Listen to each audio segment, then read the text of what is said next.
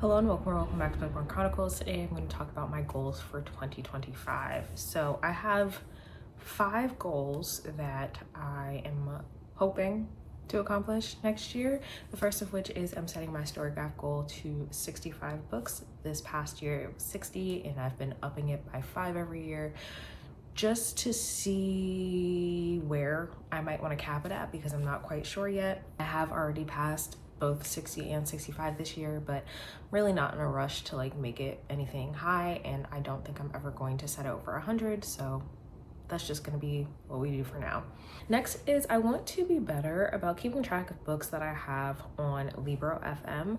I do use that instead of Audible, and oftentimes I have credits that pile up. I'm also part of the influencer program, so I get ALCs, and sometimes I forget that I download things and they just sit there. So I have an actual TBR for Libro now, and I am going to try to be more cognizant of what I have there. I might film a Libro TBR video at some point, but yeah, I definitely need to pay closer attention to that. Also because I'm debating if I'm gonna keep Scribd now that they've changed their subscription plan, and I don't love that they're doing credits now. That was one of the things that I liked about it, so I don't know if I'm gonna keep that, and if not, I will definitely be utilizing Libro more. Next is that I would like to read maybe 2 to 3 books for my physical TBR each month. So this was a goal that I had last year as well. I think I had maybe 60 something unread physical books last year, and I'm currently down to 33. This is before Christmas and my birthday, which is when I tend to get the most books.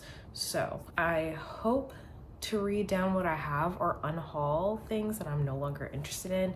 There are a few books that have been sitting on my shelves for a while and I don't really think that I'm interested in them anymore, so I'll either unhaul them or I'll give them a try at least and see how far I get. But I think that I did pretty good last year. I was very consistent for like the first 6 months of the year, but by doing that I was neglecting my digital TBR. So then the second half of the year I had to sort of shift priorities and try to get through that. So I need to figure out how to balance that. So with that being said, another goal of mine is to read at least 1 book from KU every month. This should not be difficult. The majority of the books that I have in KU are romances and a lot of them are pretty short. I should be able to read more than 1, but the goal for now is at least 1. We'll see how that goes and if I need to adjust that later in the year, but I definitely do need to make sure that I'm reading what I have on my KU TBR because there are constantly more things coming out, and I also have like 3 TBRs just sitting that I have not even touched yet, plus series that I need to finish and everything, so I just want to make sure that I am continuing to read those. Lastly, and this will probably be my biggest challenge, is that I am going to make an active effort to get through Christina C. Jones's backlist. Now, I'm not saying that I'm going to read the entirety of her work in 2025, but I do hope to make a dent. So my plan is to hopefully read 1 series-ish per month by her.